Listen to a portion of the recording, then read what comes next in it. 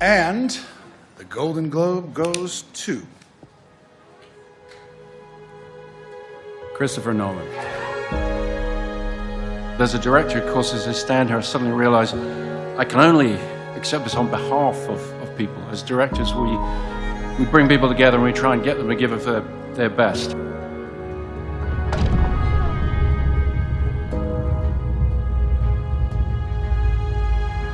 The kicking off point really was a long time ago when I made one of my earlier films, Memento. We shot a lot in New Mexico around Los Alamos where the actual Trinity test happened. And then we were in Princeton and we were in Los Angeles. It was a time of, as you know, radical reinvention of the way in which we describe the universe around us, the way in which we understand the universe. And that clash ultimately between classical physics and quantum physics, which has still never been reconciled. It's a theme in Interstellar, it becomes a plot point in Interstellar, that sort of stuff, I'm very aware of that. I didn't want to try and explain that to the audience, but the idea is we want to see how radical this thinking was. Robert, Cillian, my partner in crime of 20 years, Matt, wherever you went, and Florence and Emily. The dramatic thing about the story is there are no easy answers. And Oppenheimer, to me, that's compelling. Yeah. The Nazis are trying to make a nuclear bomb. Think of the consequences of that. They really felt they had no choice. And that's what makes it dramatic, because they knew where this would go.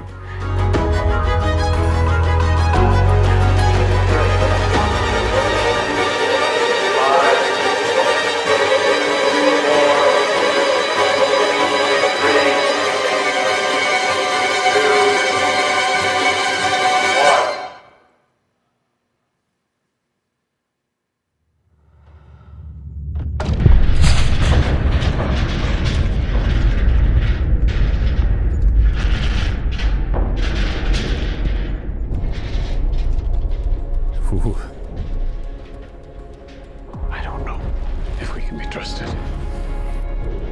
Great question. Weapon. And our imaginings horrify us. Wow. You are the man who gave them the power to destroy themselves. Josh Patcherson and Christopher Nolan. Interesting.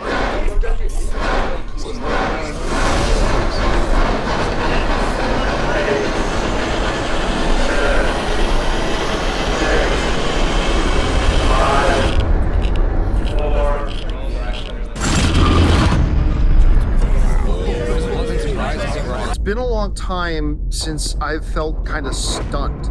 Like, I don't even know really what to say, except that I'll need to marinate on it a bit more, but this might be Christopher Nolan's best film he's ever made.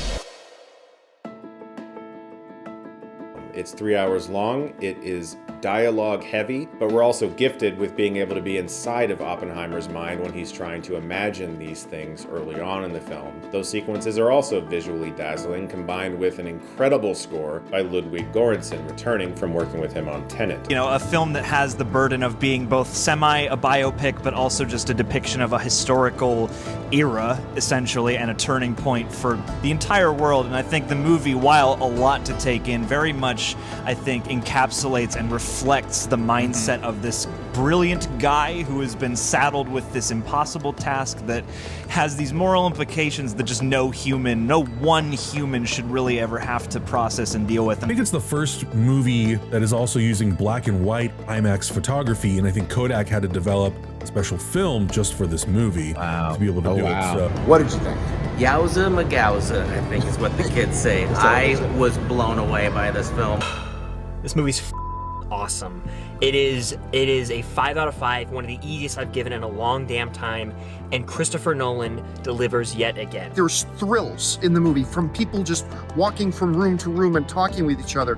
As a character study, the performances, Cillian Murphy's never been better. Robert Downey Jr. is going to get an Academy Award nomination for Best Supporting Actor. And as good as this movie is technically, at the end of the day, it's really the performances that make this movie absolutely shine. but it was very interesting, very beautiful. The thought that I had as I was watching it was, this is cinema. Yeah, it's definitely cinema. It's cinema, and it deserves to be seen on the big screen. Let's go recruit some scientists. Build a town, build it fast. If we don't let scientists bring their families, we'll never get the best.